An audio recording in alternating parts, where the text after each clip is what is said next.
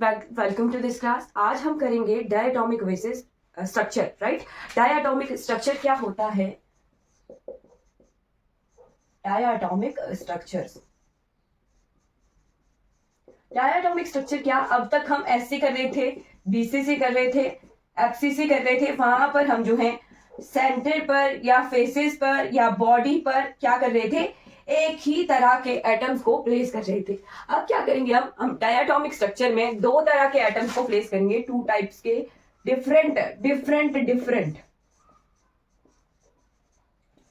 Atoms को place करेंगे यहाँ क्यूबिक पर या फिर बीसीसी पर या एफसीसी पर। राइट, क्लियर हो गया कि अब हम जो है two different type of atoms के साथ डील करेंगे। तो डायटोमिक बेसिस में सबसे पहला स्ट्रक्चर हमने कवर करना है, दैट इज NaCl। ओके, हम जो है डेरिवेशन नहीं करेंगे। राइट, डेरिवेशन में टाइम वेस्ट नहीं करेंगे, मैं आपको डायरेक्ट रिजल्ट और स्ट्रक्चर दिखाऊंगी। राइट, ओके, क्लियर हो गया। तो सबसे पहला स्ट्रक्चर आता है हमारा NaCl का। अब क्या है, Na positive and Cl negative, दो अलग अलग जो है एटम्स हमने यूनिट सेल में प्लेस करने हैं। सबसे पहले क्या करेंगे, एक सिंपल क्यूब बना लेंगे। राइट, यानी आपका रूम जो है वो क्या है, एक यूनिट सेल है। राइट, अब यूनिट सेल में एक जगह हमने क्या करना है, Na को प्लेस करना है और एक जगह Cl को प्लेस करना है। डायरेक्ट रिजल्ट और डायरेक्ट स्ट्रक्चर जो यूनिट सेल बनता है ना NaCl का, उसका डायरेक्ट क्वेश्चन प्रीवियस ईयर में आया हुआ है। राइट, प्रीवियस ईयर में NaCl के स्ट्रक्चर से डायरेक्ट क्वेश्चन आया हुआ है, डायमंड स्ट्रक्चर से भी डायरेक्ट क्वेश्चन आया है, मैं आपको क्वेश्चन भी बताऊंगी। राइट, अब हमने क्या किया, Na को यानी सोडियम को हमने कॉर्नर पे प्लेस करना है और एक करना है प्लेस फेस सेंटर पे। राइट, कॉर्नर पे प्लेस करना है, साथ में फेस सेंटर पर प्लेस करना है। राइट, कॉर्नर पर भी Na ही आएगा,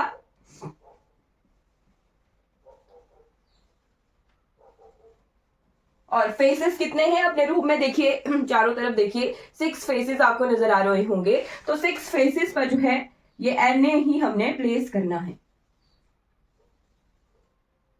ये सामने वाला फेस और ये पीछे वाला फेस और ये नीचे, 6 फेसेस पर हमने 6 एटम्स को प्लेस कर दिया। ये आगे हमारे 6 फेसेस। अब क्या, अब इसके बाद Cl, तो क्लोरीन को हमने कैसे प्लेस करना है, कितने एजेस होते हैं, there are total 12 edges. Right, तो 12 एजेस पर प्लेस करना है और साथ में एक Cl को बॉडी सेंटर पर प्लेस करना है। Right, edges and body center, तो Cl को हमने एजेस पर प्लेस करना है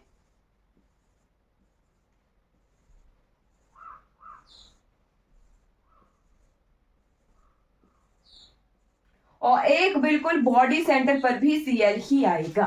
ओके, क्लियर। तो ये है प्लेसमेंट Na और Cl की इन NaCl स्ट्रक्चर। अब हमने नंबर ऑफ एटम्स निकालने हैं, number of atoms in NaCl। तो हमें क्या है, Na और Cl दोनों को निकालना पड़ेगा। दो अलग अलग तरह के एटम्स निकलेंगे, एक है कॉर्नर पर और एक FCC पर है Na। तो कॉर्नर से 1/8 की कॉन्ट्रीब्यूशन आ रही है और फेसिस से 1/2 की कॉन्ट्रीब्यूशन। तो कितने Na निकलेंगे, 1 + 3, 4 Na जो है सोडियम के एटम्स निकलेंगे। राइट, और Cl कितने हैं, 12 एजेस होते हैं। तो हर एक एज से देखिए कितनी कंट्रीब्यूशन जाती है, हर एक एज से कितनी कंट्रीब्यूशन जाती है, 1/4 की। एक एज जो है 4 और मतलब एक एज 4 यूनिट सेल में डिवाइडेड होता है। राइट, तो 1/4 की कंट्रीब्यूशन कितने में, 12 एजेस में, और एक क्या है बॉडी सेंटर पर, तो 3 + 1 4 Cl होंगे। राइट, तो number of atoms in NaCl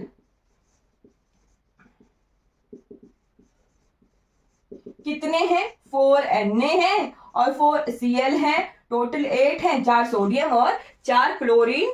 okay, clear. अब हम देखेंगे इसका नियरेस्ट नेबर। तो आपको किस तरह से निकालना है वो नहीं, आपने एटॉमिक रेडियस देख लेना है। एक कॉर्नर एटम से हम कितने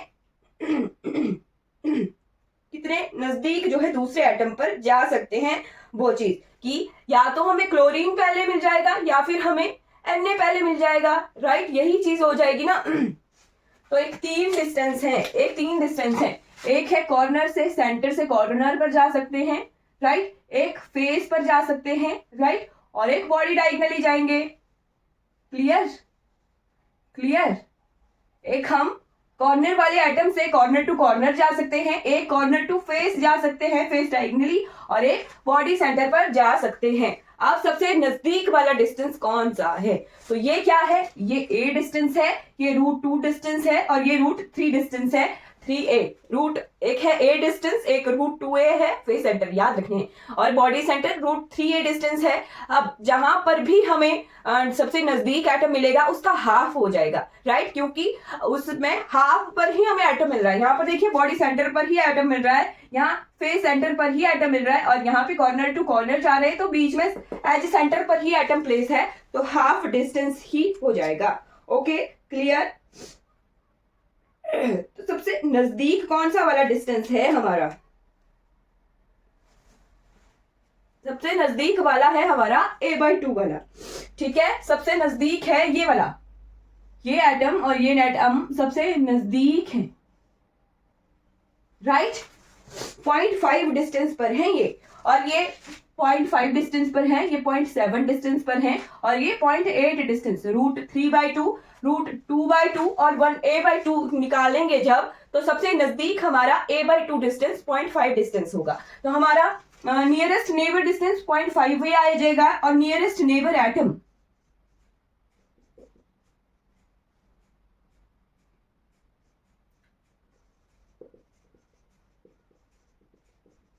नियरेस्ट नेबर डिस्टेंस है ना, तो वो कैसे निकालना है? अब a/2 तो आ गया, राइट, बट क्या चीज है? एक Na है और एक Cl है। एटॉमिक रेडियस पूछ लेते हैं ना डायरेक्ट, तो एक क्या है?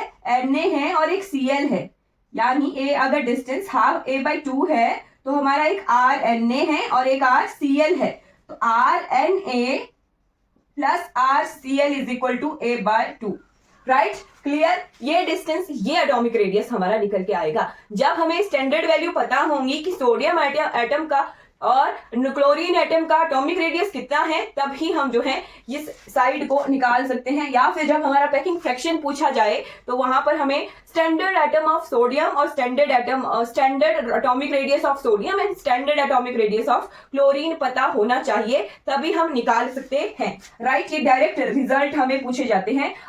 अब हमें कितने और एटम्स के पास जा सकते हैं? अब हमें सबसे नियरेस्ट नेबर डिस्टेंस कहां से निकल रहा है? Corner to corner, corner to corner निकल रहा है, यानी कॉर्नर वाला एटम जो है, जो कॉर्नर के एज सेंटर में बैठा हुआ है, वो सबसे नजदीक है, राइट। जो कॉर्नर के एज सेंटर पर, कॉर्नर टू कॉर्नर जा रहे हैं तो एज सेंटर पर बैठा हुआ है, वो सबसे नजदीक है। तो हम बाकी और कितने एटम्स के पास जा सकते हैं एज में? तो वो तो सिर्फ डायरेक्टली निकल जाएगा कि अगर कॉर्नर टू कॉर्नर जा रहे हैं तो सिंपल क्यूबिक वाला कोऑर्डिनेशन नंबर ही यहाँ चलेगा, राइट। तो एक एटम बाकी कितने और एटम्स के साथ जो है शेयर करता है, टच करता है, राइट, तो बाकी 6 और एटम्स के साथ। ओके, तो कोऑर्डिनेशन नंबर NaCl का निकल के आएगा 6, राइट। और पैकिंग फ्रैक्शन, तो पैकिंग फ्रैक्शन जब हम निकाल रहे थे तो हम निकाल रहे थे number of atoms into volume of atom. अब हम देखेंगे number of atom into volume of sodium atom into plus number of atom of chlorine into volume of chlorine atom divided by volume of cube, right, unit cell. तो वो directly निकल के result लिख लीजिएगा आप। रिजल्ट आता है 2π/3 RNA cube plus RCl cube whole divided by RNA plus RCl whole square whole cube. ये जो है पैकिंग फ्रैक्शन का डायरेक्ट रिजल्ट है सोडियम का। और ये कितना निकल के आता है? ये निकल के आता है 74%, राइट। जो हमारा FCC हेक्सागोनल स्ट्रक्चर है 3D वाला है ना, 3D का भी 74% है और FCC का भी 74 है। NaCl का भी पैकिंग फ्रैक्शन हमें 74% मिलता है। तो ये जो NaCl के डायरेक्ट रिजल्ट हैं वो आपने याद कर लेने हैं। क्या चीज? सबसे पहले number of atoms, number of atoms कितने? 8, नंबर ऑफ एटम्स कितने? 8। फिर उसके बाद कोऑर्डिनेशन नंबर, कोऑर्डिनेशन नंबर कितना? 6। उसके बाद एटॉमिक रेडियस, तो एटॉमिक रेडियस आएगा RNA plus RCl is equal to a/2। फिर आएगा पैकिंग फ्रैक्शन, तो पैकिंग फ्रैक्शन कितना? ये 2π/3 RNA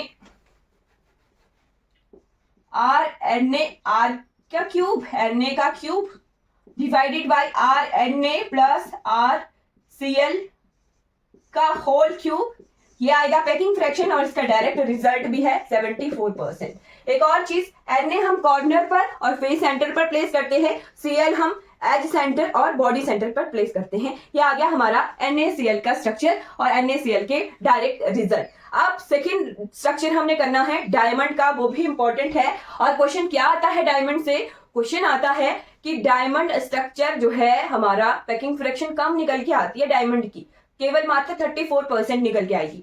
फिर बाद में क्या पूछा जाता है कि डायमंड की अगर पैकिंग फ्रैक्शन इतनी कम है 34%, तो वो इतना हार्ड क्यों है। हार्डेस्ट जो है सब्सटेंस हमें डायमंड प्रेजेंट है नेचर में, राइट। सबसे हार्डेस्ट सब्सटेंस अभी तक प्रेजेंटली हमें डायमंड पता है, राइट। तो वो इतना हार्ड क्यों है अगर उसकी पैकिंग फ्रैक्शन 34% इतनी कम है, तो उसका भी हम देखते हैं। सबसे पहले हम रिजल्ट देखते हैं और एटम्स की प्लेसमेंट देखेंगे।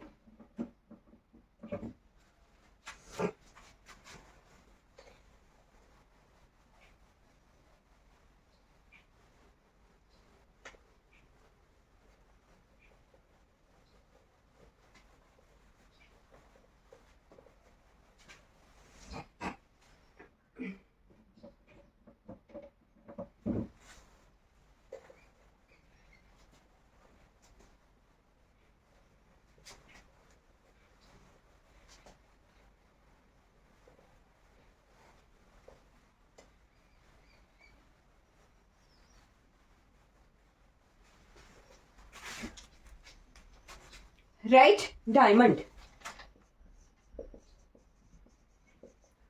तो डायमंड तो मैं तो वैसे केवल मात्र कार्बन ही होता है, कार्बन ही कार्बन के साथ जुड़ा होता है, बट फिर भी डायमंड को जो है डायटोमिक बेसिस का के नाम से जाना जाता है। ये स्टार लगा कर लिखिएगा, डायमंड क्या है, diatomic basis. Diatomic basis structure है डायमंड का, स्टार लगा कर लिखिएगा, ये इंपॉर्टेंट है, पेपर में क्वेश्चन आता है। केवल मात्र कार्बन कार्बन बॉन्ड है, राइट, फिर भी डायटोमिक बेसिस है due to placement of carbon. Carbon की प्लेसमेंट की वजह से जो है डायमंड जो है हमारा डायटोमिक बेसिस है। अब कैसे प्लेस किए जाते हैं, सबसे पहले हम क्या करेंगे, FCC स्ट्रक्चर बनाएंगे, राइट। FCC में कार्बन को प्लेस कर दिया जाएगा, राइट। FCC है तो साथ में क्या चीज ध्यान रखनी है, चाहे FCC है चाहे BCC है, पहली चीज की कॉर्नर पर एटम प्रेजेंट ही है क्योंकि क्यूबिक यूनिट सेल है, राइट। फिर फेस सेंटर पे ध्यान रखना है, FCC बोला है तो फेस सेंटर पे ही नहीं, साथ में हमें कॉर्नर पर भी एटम प्लेस करने हैं। अब क्या, अब आपने जो है बिल्कुल ऊपर वाला फेस नोट कर लीजिए, जो हमारा छत वाला फेस है। छत वाले फेस से हमने क्या करना है, 1/4, 3/4, 1/4 और 3/4 इमेजिन करना है, ये सारा चीज इमेजिन करनी है छत वाले पार्ट से। छत वाले फोर्थ से हम गए बॉडी डायगोनली, यानी बॉडी डायगोनली हम ऐसे जा रहे हैं नीचे, लेफ्ट कॉर्नर से हम सामने वाली दीवार के राइट कॉर्नर में जा रहे हैं। तो वहां पर हमने क्या किया, वहां पर हमने क्या किया, ये नीचे वाली दीवार है, साथ में नीचे लिख देती हूँ मैं ना, नीचे वाला कोना है ये। तो यहाँ पर हमने 1/4 डिस्टेंस पर एक कार्बन को प्लेस कर दिया, राइट। अब क्या किया हमने, छत वाली दीवार के लेफ्ट कॉर्नर से गए थे, अब राइट कॉर्नर से जा रहे हैं, राइट कॉर्नर ये वाला है ना, राइट कॉर्नर ये वाला। तो राइट कॉर्नर में हम नीचे गए, कहां, सामने वाली दीवार के लेफ्ट नीचे वाले कॉर्नर में। तो हमने 3/4 डिस्टेंस पर, 3/4 यही आ जाएगा ना, ये 3/4 डिस्टेंस पर एक एटम को प्लेस कर दिया है, राइट। ये एक यहां प्लेस कर दिया और एक यहां प्लेस कर दिया, 3/4 डिस्टेंस पर कार्बन एटम, राइट। अब क्या किया हमने, अब पीछे वाली दीवार तो हो गई, जहां बैठे उससे पीछे वाले कॉर्नर तो हो गए, अब सामने वाले कॉर्नर, छत वाली दीवार के सामने वाली, छत वाली दीवार और सामने वाली दीवार जो है उसके left corner, right. Left corner से हम आ रहे हैं बॉडी डायगोनली नीचे, आपके पीछे वाली दीवार के राइट नीचे वाले कॉर्नर में, राइट। साथ साथ में इमेजिन करते चलना है, राइट। यहां पहुंच गए हम, राइट। तो हमने यहां पर 3/4 डिस्टेंस पर एक एटम प्लेस कर दिया है, ये हम दूसरी तरफ की नीचे वाली दीवार में है, राइट। राइट। तो 3/4 डिस्टेंस पर हमने एक एटम प्लेस कर दिया है। इमेजिन करना है 3D स्ट्रक्चर में। ओके, फिर हमने क्या किया, आपके सामने वाली दीवार के राइट कॉर्नर से हम आपके पीछे वाली दीवार के लेफ्ट कॉर्नर के नीचे वाले पॉइंट पर आ रहे हैं। ओके, तो ये पीछे गया और यहां पर हमने 1/4 डिस्टेंस पर एक कार्बन एटम को प्लेस कर दिया है। राइट। ओके, तो ये जो है एक स्क्वायर अरेंजमेंट बना रहा है, बॉडी डायगोनल है ये सारे और बीच में एक स्क्वायर टाइप बना रहे हैं। 3D में बाकी रूम के बीचों बीच में क्या है, मान लीजिए आप हाथ रखिए, है ना, हाथ रखिए और इसी हाथ वाले डिस्टेंस पर एक हवा में यहां जैसे एटम प्लेस हो गया, एक यहां जैसे, दो थोड़े आगे जैसे, रूम के बीचों बीच में ये 4 एटम प्लेस हो चुके हैं। ओके, तो 4 एटम है तो एक स्क्वायर टाइप जो है बॉडी डायगोनली आए है ना, तो ये स्क्वायर टाइप बना रहे हैं बिल्कुल बीचों बीच में। राइट। तो 2 तरह की अरेंजमेंट हमें दिखेगी, एक हमें एफसीसी अरेंजमेंट दिखी और साथ में हमने बॉडी डायगोनली जो है बॉडी डायगोनल अरेंजमेंट भी हमें दिख रही है। ओके, तो हमने 4 एटम्स को बॉडी डायगोनल्स पर प्लेस कर दिया है और ये 3/4 1/4 डिस्टेंस पर प्लेस किया है। ओके, तो नंबर ऑफ एटम्स कितने आ गए, अब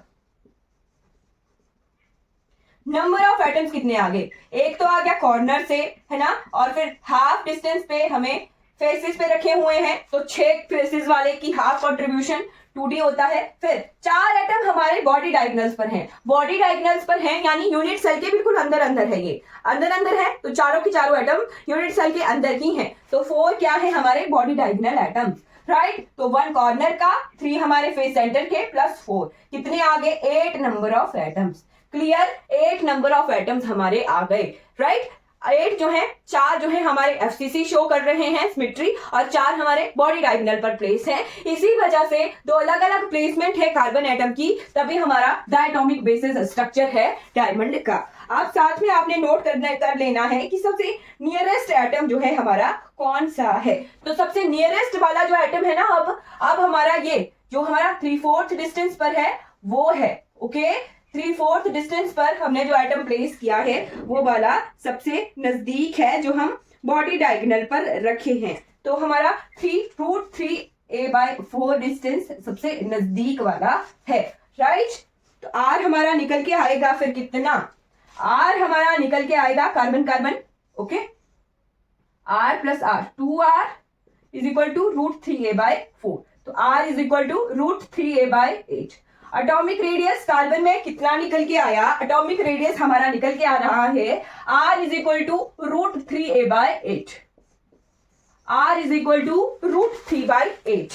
अब उसके बाद एटॉमिक रेडियस हमने निकाल दिया, अब आता है कोऑर्डिनेशन नंबर, कोऑर्डिनेशन नंबर। तो ये डायमंड क्या है हमारा स्पेशल केस है। कोऑर्डिनेशन नंबर कार्बन का कितना होता है, ऑक्टेट पूरा करना है, 4 खाली जो है हमें मिलते हैं शेल्स में, 4 खाली हैं, ऑक्टेट पूरा करने के लिए हमें 4 और एटम्स जो है प्लेस करने होते हैं। ओके, तो हमारा अनदर 4 के साथ ही 2/4 की 6 होता है ना, इसका क्या बोलते हैं वो, एटॉमिक नंबर 6 है। इस तरह की हमारी कॉन्फ़िगरेशन शो करता है ये, यानी सेकंड शेल में 4 एटम्स हैं। ओके, 4 एटम है, 4 खाली है, ऑक्टेट पूरा नहीं है, तो 4 के लिए ही जगह है, तो कार्बन हमारा अनदर 4 के साथ ही बॉन्ड बना सकता है। राइट। कार्बन जो है सिर्फ और सिर्फ डायमंड में ही ये देखना है कि डायमंड में कार्बन जो है अनदर 4 के साथ ही बॉन्ड बना सकता है। अगर अनदर 4 के साथ ही बनाएगा तो कोऑर्डिनेशन नंबर हमारा डायमंड में 4 होगा, और ये स्पेशल केस केवल मात्र हमारा डायमंड के लिए ही है, डायमंड के लिए ही है। Okay, clear, clear, coordination number हमारा 4। राइट। अब उसके बाद देखते हैं पैकिंग फ्रैक्शन। तो पैकिंग फ्रैक्शन का मैं आपको डायरेक्ट रिजल्ट दिखाऊंगी। पैकिंग फ्रैक्शन है डायमंड का √3π/16, √3π/16। ये ध्यान रखना है, ये नोट करके ध्यान रखना है। डायरेक्ट क्वेश्चन हमें अनऑक्युपाइड स्पेस वाला आता है ना, तो वहां पे अगर हमें ऑक्युपाइड स्पेस का पता है तो हम अनऑक्युपाइड स्पेस निकाल सकते हैं। और √3π/16 हमारा डायमंड का पैकिंग फ्रैक्शन है, जो निकल के आता है 34%। यानी डायमंड हमारा केवल मात्र एक ऐसा स्ट्रक्चर है जहां पर पैकिंग फ्रैक्शन सबसे कम है। पैकिंग फ्रैक्शन सबसे कम है तो हमें क्यों डायमंड हार्ड मिलता है, हार्डनेस मिलती है नेचर में डायमंड में, due to strong carbon carbon bonding. Hard क्यों होता है डायमंड, हार्ड क्यों होता है, due to strong carbon carbon bonding. Okay clear, सबसे हार्डेस्ट डायमंड होता है तो क्यों, स्ट्रॉन्ग कार्बन कार्बन बॉन्डिंग की वजह से, कोवलेंट बॉन्ड बना रहे हैं ना कार्बन कार्बन, तो उसी की वजह से ही जो है डायमंड सबसे हार्ड होता है। हार्ड होता है और स्ट्रक्चर कैसा होता है इसका, लूजली पैक्ड स्ट्रक्चर होता है डायमंड का। ओके चलिए आपने नोट कर लेना है, ओके नोट कर लीजिए। नेक्स्ट स्ट्रक्चर सीजियम क्लोराइड का। Okay caesium chloride, zinc sulphide, ऐसे स्ट्रक्चर जो डायटोमिक होते हैं। ओके जो NaCl है उसमें आपने साथ में ये नोट करना है कि जो KCl है हमारा, KCl राइट, NaCl के जैसी सेम कैरेक्टरिस्टिक हमारी KCl शो करता है। ओके यानी NaCl अगर हमारा FCC की प्रॉपर्टीज शो करेगा, ओके तो हमारा KCl भी जो है FCC की प्रॉपर्टीज शो करेगा, बट स्ट्रक्चर डिफरेंट होगा यूनिट सेल का। क्यों, क्योंकि है तो ये दोनों Na और Na पॉजिटिव और K पॉजिटिव।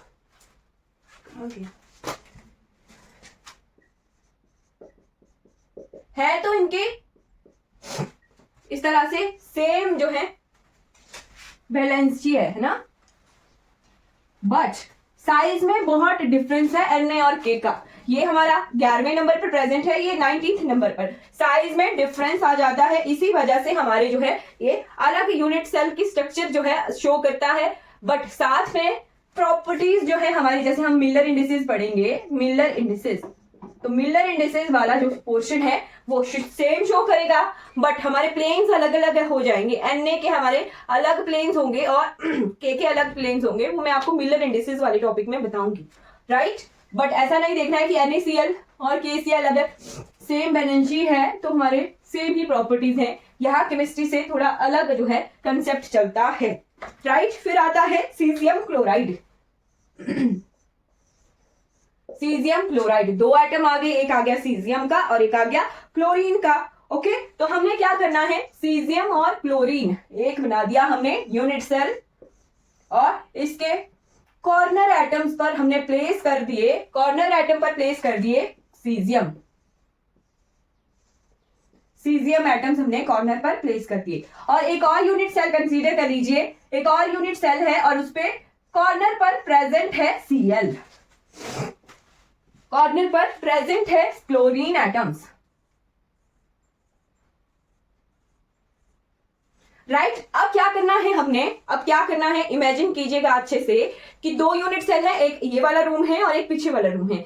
पीछे वाला रूम क्या, थोड़ा दूर वाला रूम ही देखिए है ना, तो इसके साथ में है तो आपके कॉर्नर एटम तो शेयर हो रहे हैं, मतलब एक यूनिट सेल और एक अलग से दो यूनिट सेल है। एक के कॉर्नर एटम पर हमारे सीजियम प्रेजेंट है और दूसरे यूनिट सेल के कॉर्नर पर हमारे क्लोरीन एटम प्रेजेंट है। अब आपने क्या किया, जो जहां पर क्लोरीन एटम है ना उस वाले रूम को उठाकर आपने इस वाले जहां प्रेजेंटली हो उसके बीचों बीच लाके रख दिया है राइट, बीचों बीच लाके आपने रख दिया है, यानी क्लोरीन एटम से आपने उठाया, यानी इस क्लोरीन एटम से आपने इसको पकड़ा ना राइट, और इसको उठा के आपने यहां प्लेस कर दिया, इसको क्लोरीन को बिल्कुल बीचों बीच में, क्लोरीन को बीचों बीच में प्लेस कर दिया, तो किस तरह से ये स्ट्रक्चर चेंज हो जाएगा।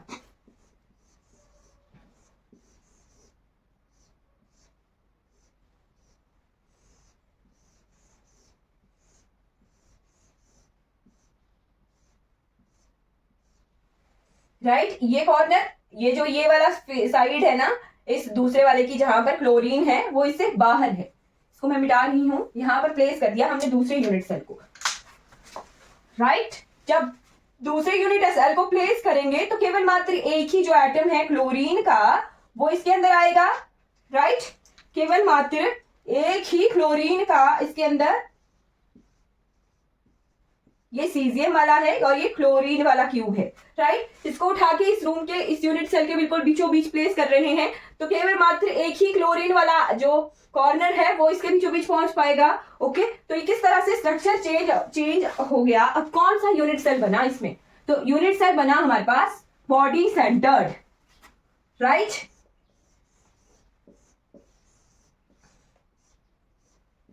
बॉडी सेंटर्ड बन गया, एक क्लोरीन एटम बिल्कुल बीच में और बाकी हर एक कॉर्नर पर जो है सीजियम है।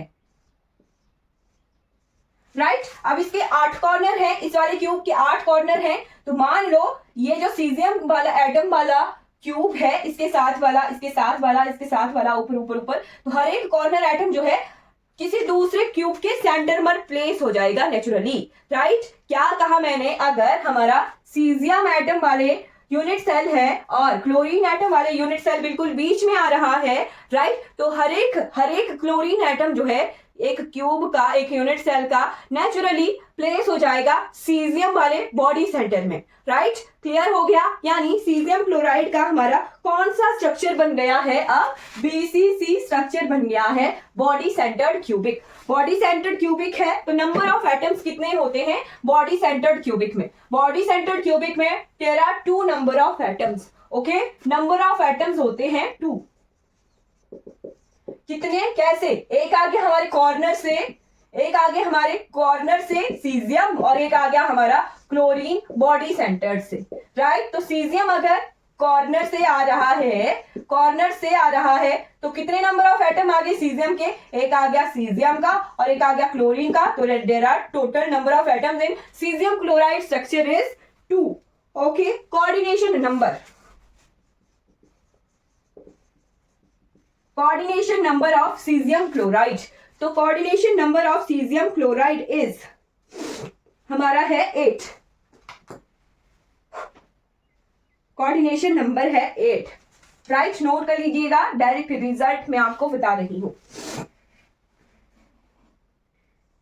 क्योंकि फर्स्ट नियरेस्ट नेबर हमें मिलता है यहां, ये मिल रहा है हमें first nearest neighbour, chlorine atom हमें नियर मिल रहा है और ये ए डिस्टेंस पर दूर है, 3a/2 रूट 3a/2 डिस्टेंस पर हमें फर्स्ट नियरेस्ट नेबर मिल रहा है। तो हम और कितने बॉडी डायगोनल में जा सकते हैं, टोटल 8 बॉडी डायगोनल्स में जा सकते हैं, ये हमने पढ़ा हुआ है। बीसीसी स्ट्रक्चर का हमारा कोऑर्डिनेशन नंबर 8 होता है, तो वो डायरेक्टली हमें नेचुरली मिल जाएगा। अब क्या है, ये ऐसे है ना, ये ऐसे, एक है हमारा आर है ये सीजियम का, आर है क्लोरीन का, तो यही हमें R caesium plus R chlorine is equal to root 3a/2, ये हमारा एटॉमिक रेडियस निकल के आता है सीजियम क्लोराइड के केस में। और पैकिंग फ्रैक्शन कितना निकल के आया, पैकिंग फ्रैक्शन का भी मैंने आपको फॉर्मूला बार बार क्लास में रिपीट करवाया है, इसका हम डायरेक्ट रिजल्ट आप देखते हैं।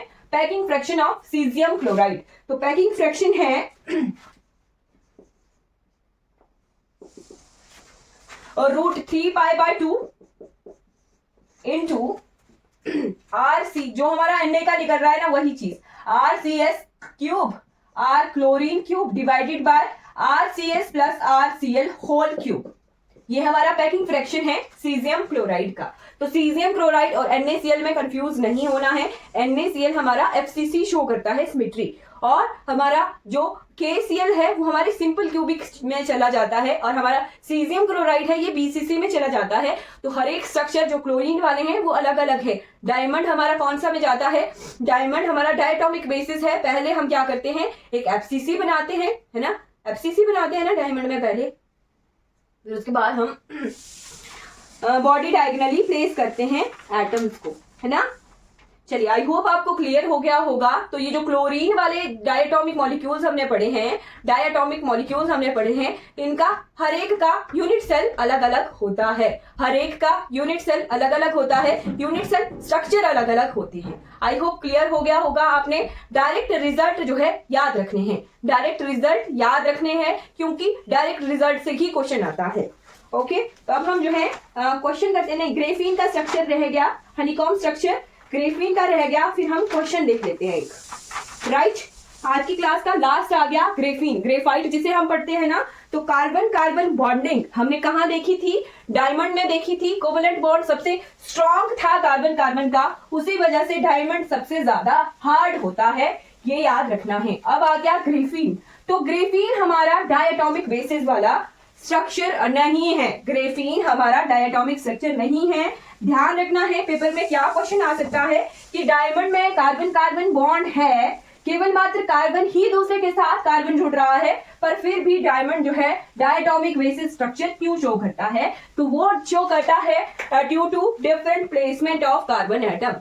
डायमंड में कार्बन कार्बन बॉन्डिंग ही है। दो क्वेश्चन डायमंड से इंपॉर्टेंट है। एक क्या है? पैकिंग फ्रैक्शन जो सबसे कम होती है 34%, और उसकी वजह से पैकिंग फ्रैक्शन कम होने के बावजूद भी सबसे हार्ड है due to strong carbon carbon covalent bond. Clear? फिर उसके बाद डायमंड जो है डायटोमिक बेसिस स्ट्रक्चर शो करता है। जो हमारा यूनिट सेल बेस है वो एफसीसी का है, तो एफसीसी की ही प्रॉपर्टीज हमें मिलर इंडिसेस में डायमंड में दिखेंगी। बट साथ में डायमंड भी कार्बन कार्बन बॉन्डिंग से बना है। ग्रेफाइट और ग्रेफीन भी जो है हमारा कार्बन कार्बन बॉन्डिंग से बना हुआ है। डिफरेंस क्या है?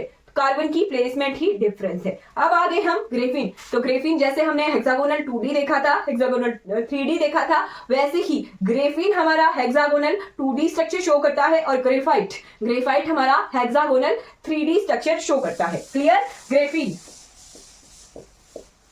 तो ग्रेफीन जो है हमें इस तरह से मिलेगा। हमने ए लेयर और बी लेयर पढ़ी है ना, तो ए लेयर एटम्स की, बी लेयर कार्बन एटम्स की डिफरेंट होती हैं। ये हम गैप में जो है प्लेस करते हैं। जो ये दो एटम है, इनका जो बीच वाला गैप है उसमें हम ऊपर वाला एटम प्लेस करते हैं। क्लियर? तो ग्रेफीन का कहां बन रहा है? ये बन रहा है। आ गया ग्रेफीन का 2D में ग्रेफीन होता है। यूनिट सेल नोट कर लेना है आपने। ये हनीकॉम्ब स्ट्रक्चर शो करता है।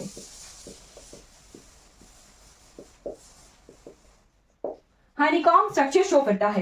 ये हमारा यूनिट सेल नहीं बना है, राइट? यूनिट सेल मैं आपको दिखाती हूं।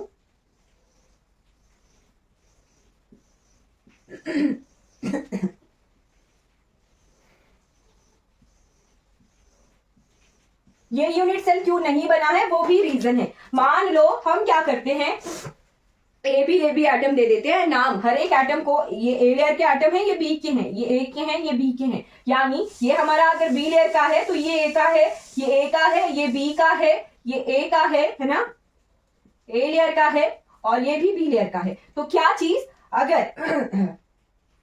अगर ये बी लेयर का है, ये ए लेयर का है, एक ए लेयर का है। अगर हम क्या देखते हैं, हमें ब्रावियास लैटिस पता है,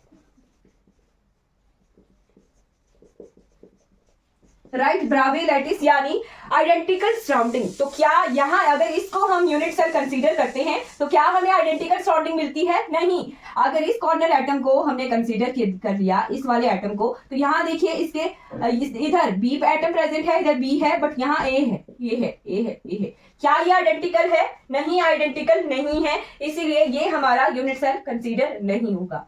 अब हमने क्या करना है, इसको करने के लिए हम क्या करेंगे, जैसे ये B है, ये A है, हर एक एटम को नाम दे दो।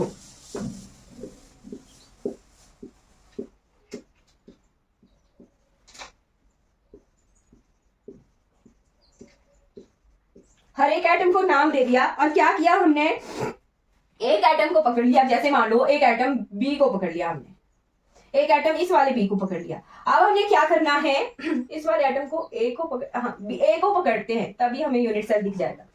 अब हमें क्या करना है, हर एक ए एटम को जोड़ने के बाद हमें हनीकॉम्ब जो स्ट्रक्चर है हेक्सागन बनाना है, बट बनाना है हर एक ए एटम को जोड़ के। तो हर एक ए एटम को इस तरह से जोड़ेंगे, एक ये एटम, एक इस लेयर का, फिर उस लेयर का, इस लेयर का, और इस लेयर का, इस लेयर का, इस लेयर का। अगर बराबर डिस्टेंस में बनाती तो मेरे को जो है एक बराबर डिस्टेंस की हेक्सागन मिल जाती ही ए एटम्स की,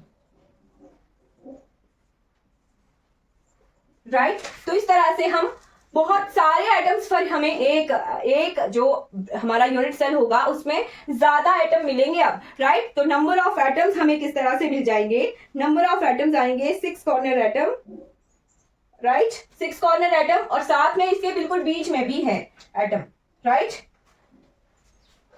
ये थोड़ा मैंने ठीक से नहीं बनाया है। बीच में 4 एटम हमें दिखेंगे, 6 इक्विलेटरल ट्रायंगल है ना, तो हमें 4 एटम दिखेंगे बिल्कुल बीच में।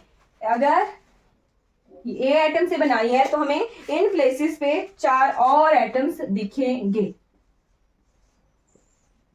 राइट तो total number of atom consider कर लीजिए कि ग्रेफीन का हमारा हेक्सागन स्ट्रक्चर है, हनीकॉम्ब स्ट्रक्चर बन के आएगा, राइट और ये ब्रेवियस लैटिस होता है, तो हमें जो है ज्यादा एटम्स को फिर लैटिस पॉइंट बना के चलना पड़ेगा। Okay clear. The number of atoms, एक तो आगे 6 कॉर्नर एटम, 6 कॉर्नर एटम 3 में डिवाइडेड है, तो 1/3 इंटू 6 प्लस 4 हमें बॉडी के सेंटर में मिल रहे हैं, तो 4, तो 2 + 4 टोटल नंबर ऑफ एटम्स आ गए 6 carbon atoms in graphene. Total number of atoms आ गए 6 एटम्स। आप 6 एटम्स हैं तो 6 एटम्स का अपना जो है कोऑर्डिनेशन नंबर निकल के आएगा। फर्स्ट नियरेस्ट नेबर हमें कहाँ मिलेगा? फर्स्ट नियरेस्ट नेबर हमें जो है मिलेगा ए डिस्टेंस पे।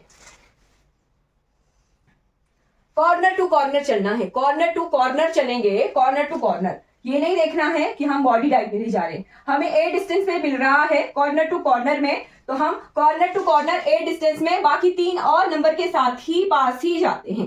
क्या 3 और नंबर के पास ही जा सकते हैं? तो कोऑर्डिनेशन नंबर इसका निकल के आ रहा है, कोऑर्डिनेशन नंबर आ रहा है 3। बाकी हमें पहले 4 मिलता था, तो 4 मिलता था है ना, तो स्ट्रॉन्ग कोवलेंट बॉन्ड बन जाएंगे हमारे, वहां पर 4 मिलता है, यहाँ पर 3 मिलता है, तो एक हमें फ्री इलेक्ट्रॉन भी मिल गया। चलिए कंसेप्ट हम जब ग्रेफाइट पढ़ेंगे तब, है ना। तो कोऑर्डिनेशन नंबर यहाँ पे हमें 3 मिलता है क्योंकि हम कॉर्नर टू कॉर्नर जा रहे हैं और कॉर्नर टू कॉर्नर में हमें 3 और ही एटम मिल रहे हैं ए डिस्टेंस पे। ए डिस्टेंस पे हम जा रहे हैं तो हमें बाकी 3 और एटम ही मिल रहे हैं कॉर्नर टू कॉर्नर। अब आता है पैकिंग फ्रैक्शन। तो पैकिंग फ्रैक्शन कितना है ग्रेफीन का? ग्रेफीन का है π/3√3, π/3√3 है, π/3√3 है जो कि 60% है। याद रखने हैं, ये डायरेक्ट रिजल्ट हमें एग्जाम में आते हैं। पैकिंग फ्रैक्शन की ग्रेफीन की 2D स्ट्रक्चर हमारा π/3√3 पैकिंग फ्रैक्शन है। क्लियर। अब हम जो है एक देखते हैं कि ग्रेफीन और ग्रेफाइट, ग्रेफीन और ग्रेफाइट, ग्रेफाइट का 3D स्ट्रक्चर। ग्रेफाइट हमारा कंडक्टर है, ग्रेफीन हमारा इंसुलेटर है, कार्बन कार्बन बॉन्डिंग है सब में। डायमंड हमारा इंसुलेटर है, क्यों? नेक्स्ट क्वेश्चन आ गया हमारा कि तीनों में ही कार्बन कार्बन बॉन्डिंग है। ग्रेफाइट के आप पहले जो है ग्रेफाइट के 3D स्ट्रक्चर के रिजल्ट लिख लीजिए, लिखिए मैंने, सेम ही है ना। चलिए देखते हैं ग्रेफीन और ग्रेफाइट। ग्रेफाइट 3D स्ट्रक्चर है और हमारा डायमंड, डायमंड भी हमारा 3D स्ट्रक्चर है, दोनों में ही कार्बन कार्बन कोवलेंट बॉन्ड है। बट ग्रेफाइट और ग्रेफीन में क्या डिफरेंस है? ग्रेफीन में कोऑर्डिनेशन नंबर है 3 और डायमंड में कोऑर्डिनेशन नंबर है 4, राइट। डायमंड में कोऑर्डिनेशन नंबर है 4 और ग्रेफाइट में कोऑर्डिनेशन नंबर है 3। एक याद रखना है, दोनों में ही कोऑर्डिनेशन हमारे सेम होते हैं, राइट। अब कार्बन के जो आउटर शेल है वहां पर फ्री जो है हमारे पास 3 है खाली, तो 3 इलेक्ट्रॉन है ना, ये तो बॉन्ड बना दिए ग्रेफाइट के केस में और एक फ्री इलेक्ट्रॉन रह गया। यही चीज मैं आपको वहां पर बताने की कोशिश कर रही थी। और डायमंड में हमारे पास 4 कोऑर्डिनेशन नंबर है, यानी चारों के चारों ने कोवलेंट बॉन्ड बना दिया। यहाँ पे there is no free electron, यहाँ पे कोई फ्री इलेक्ट्रॉन नहीं है, इसी वजह से ये इंसुलेटर है हमारा डायमंड। यहां लिख देती हूं मैं डायमंड, डायमंड हमारा इंसुलेटर है। और ग्रेफाइट के केस में 3 हमारा कोऑर्डिनेशन नंबर 3 है, कोऑर्डिनेशन नंबर हमारा 3 है और डायमंड में 4 है। 3 तो बॉन्ड बन जाएंगे और एक फ्री इलेक्ट्रॉन होने की वजह से, इलेक्ट्रॉन ही तो कंडक्ट करते हैं ना, इलेक्ट्रॉन ही कंडक्ट करते हैं। मूवमेंट ऑफ इलेक्ट्रॉन हमारा जो है कंडक्टर्स में होता है। कंडक्टर्स हमारे कंडक्ट करने के लिए इलेक्ट्रॉन्स की मूवमेंट की वजह से भी हमारी कंडक्टिंग होती है इलेक्ट्रिसिटी, राइट। तो फ्री इलेक्ट्रॉन ग्रेफाइट में प्रेजेंट है, इसी वजह से हमारा जो है ग्रेफाइट कंडक्टर है। ये क्वेश्चन डायरेक्ट आता है, या आपने नोट कर लेना है कि ग्रेफाइट हमारा कंडक्टर क्यों है और डायमंड हमारा इंसुलेटर क्यों है। तो आज की क्लास में हमने देख लिया, स्ट्रक्चर हमारे कंप्लीट हो चुके हैं। कल की क्लास में हम मिलर इंडिसेस स्टार्ट करेंगे। आपने जो डायरेक्ट रिजल्ट है, number of atom, coordination number, packing fraction, atomic radius, वो नोट रखने हैं सभी स्ट्रक्चर की। आई होप आप नोट करेंगे। आज की क्लास हमारी कंप्लीट हो जाती है। Thank you for watching. अगर ये वीडियो आपको अच्छी लगी हो तो लाइक कीजिएगा, सब्सक्राइब कीजिएगा और दूसरों तक इन वीडियोस को शेयर जरूर कीजिएगा। Thank you so much for watching this class.